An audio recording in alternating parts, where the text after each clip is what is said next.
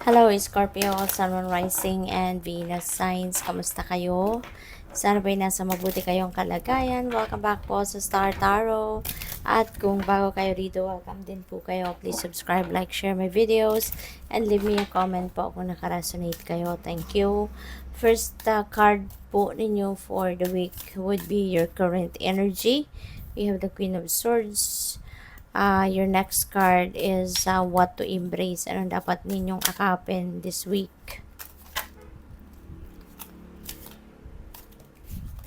So we have the High Priestess. What to avoid? We have the Four of Pentacles. So your next card ninyo would be the possible na accomplishment ninyo this week is the Star. Napakaganda. Yung blessings and opportunities that might come your way is Knight of Pentacles, and ang obstacle na po pwede ninyong ma-encounter is the Eight of Pentacles, at ang advice ng Spirit is Eight of Cups. Ayan. So, yung bottom of the deck is the Seven of Swords, which is your theme, no? This week. So, there could be people around you, no, na maring manloloko, mambubudol sa inyo, magsisinungaling, maring ganon. Kaya maging careful kayo. Be aware of this kind of energy kasi maaring may mga tao dito sa paligid mo na napakaganda kung magsalita, napakabait, magpakita sa iyo ng pag-uugali, pero behind that, might be may hidden agenda, no, yung taong ito. Kaya maging maingat kayo, maging mapagmatsyag kayo, and use your own judgment and discernment, no, on that situation, kasi marami nang mambubudol sa mundo, marami nang manloloko sa paligid natin. Okay? Kaya maging maingat kayo para hindi kayo ma-biktima ng mga ito. So, yung current energy ninyo is Queen of Swords. Ayan. So, that is a panawagan, no? Para sa inyo rito na maging honest kayo sa pakikipag-communicate. Okay? Maging honest kayo, sabihin ninyo, ipahayag ninyo kung ano yung nararamdaman ninyo, ano yung iniisip ninyo, communicate clearly, effectively, efficiently, and honestly para mas maging maganda, no, yung resulta ng mga pakikipag-usap ninyong gagawin sa ngayon. And yung what to embrace sa ngayon this week is the High Priestess, which is about intuition, which is about dreams, your wisdom, maaari you're going to gain a lot of wisdom, or yung wisdom ninyo ay baka gamitin nyo na yan sa ngayon, kung ano yung mga alam ninyo, mga natutunan ninyo in the past. Maybe this is the right time na for you to use them, apply them, no, sa inyong sitwasyon.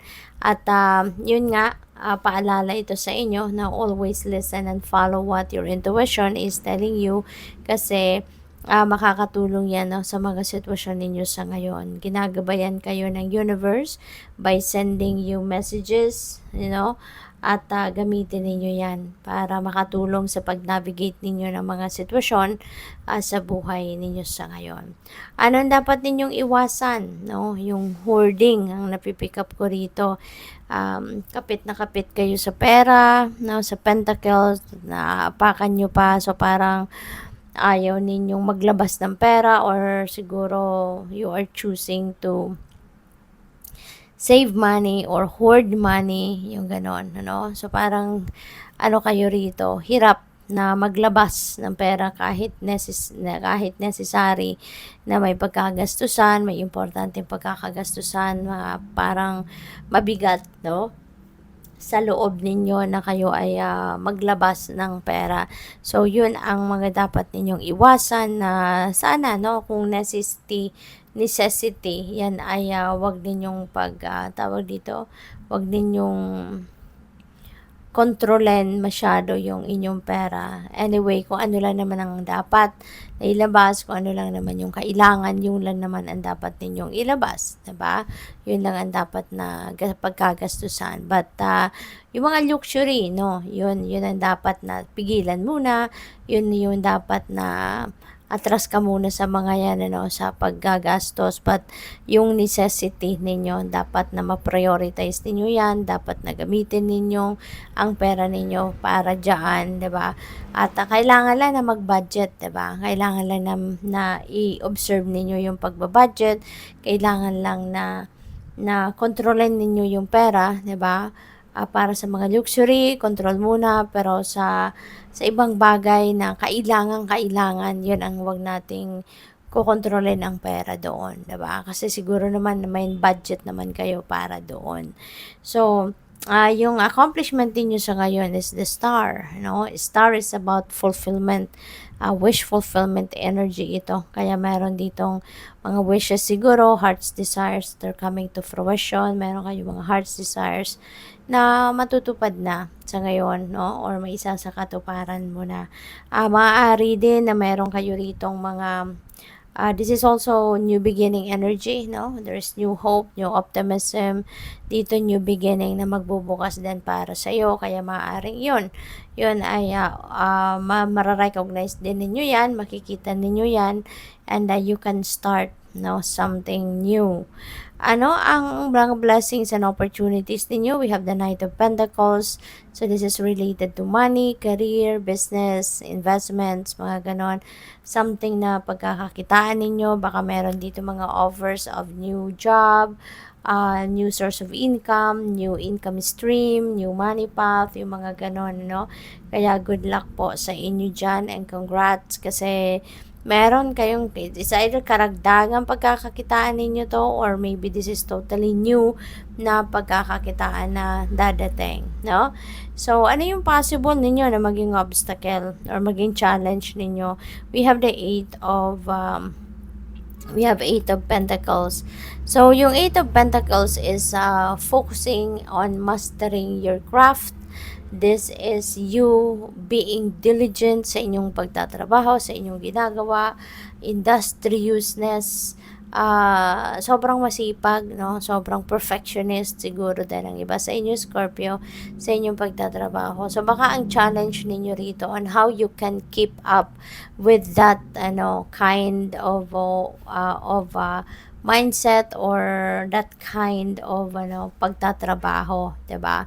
Kasi baka makakaramdam din kayo rito ng exhaustion, ng pagod, ng pagkasawa.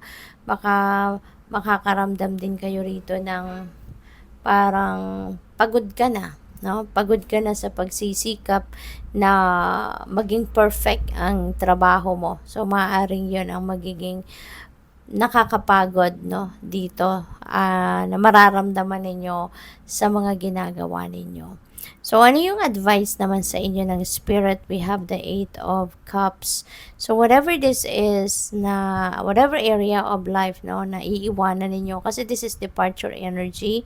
So, kung sa tingin ninyo na ito ay hindi na nararapat, hindi na kayo masaya, hindi na ito nakakatuwa, hindi na fulfilling para sa iyo, then you must go.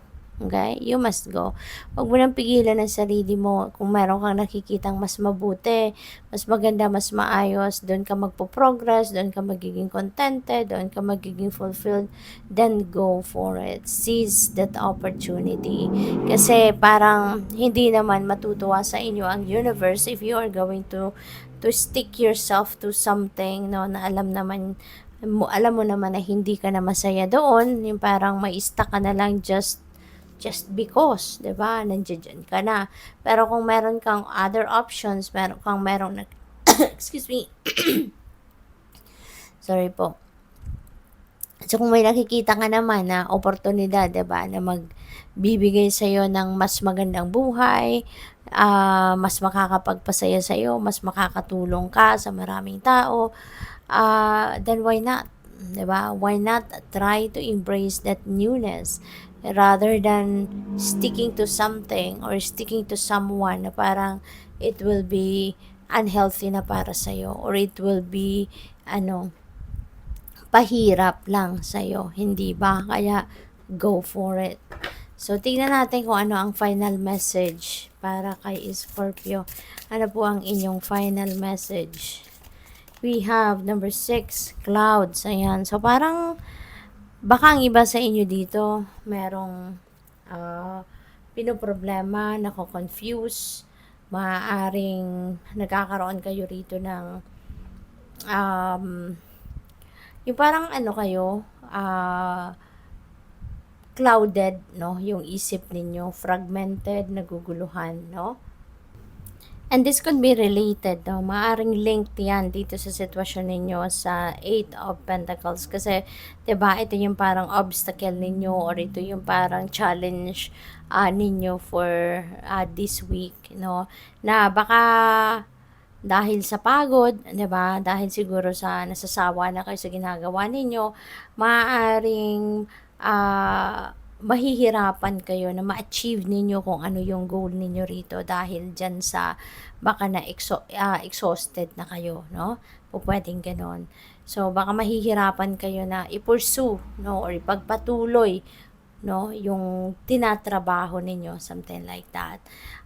Possible din na baka with that, ano, syempre mabawasan yung oras ninyo sa pagtatrabaho kasi baka dahil nga sa sobrang pagod, baka you will be like, ano, a little under the weather. So, po pwedeng mababawasan yung oras ninyo sa pagtatrabaho kasi baka kayo ay mag-a-absent, baka kayo hindi makakapasok. Yung ganun ba? So, maaari na yan ay mauwi sa financial troubles or financial difficulties, 'di ba? Kasi lalo-lalo na kung ang trabaho ninyo per hour ang bayad, 'di ba? So the lesser time na you work, 'di ba? So lesser din yung inyong magiging sweldo. So parang ganoon. Kaya pag-isipan niyo mabuti, no, yung mga ganitong sitwasyon, no? Kasi 'di ba baka may imbalance din sa buhay ninyo, hindi ninyo siguro din nabibigyan ng balanse, no, yung sarili ninyo. Dapat make sure na yung well-being ninyo lagi ang inyong priority para mas maganda ang pakiramdam. Now, when you are healthy, when you're in good shape, maganda ang pakiramdam. No? Kahit may problema ka, kahit may iniinda ka, kung maganda ang pangangatawan mo, masosolve mo yan easily kasi ano ka, maganda ang pakiramdam mo eh. So, mas gaganahan ka na maghanap ng solusyon, yung ganon. Pero, kapag ikaw ay low vibe, you know, may mga imbalances sa buhay, diyan nagsisimula ang mas marami pang problema. No? Kaya, sana lagi nating balansehin ang buhay natin. Okay? Always prioritize your health, your well-being para all other stuff no, sa buhay mo no, magiging maayos din at maganda. Good luck sa iyo. Thank you for watching Love and Light. Namaste.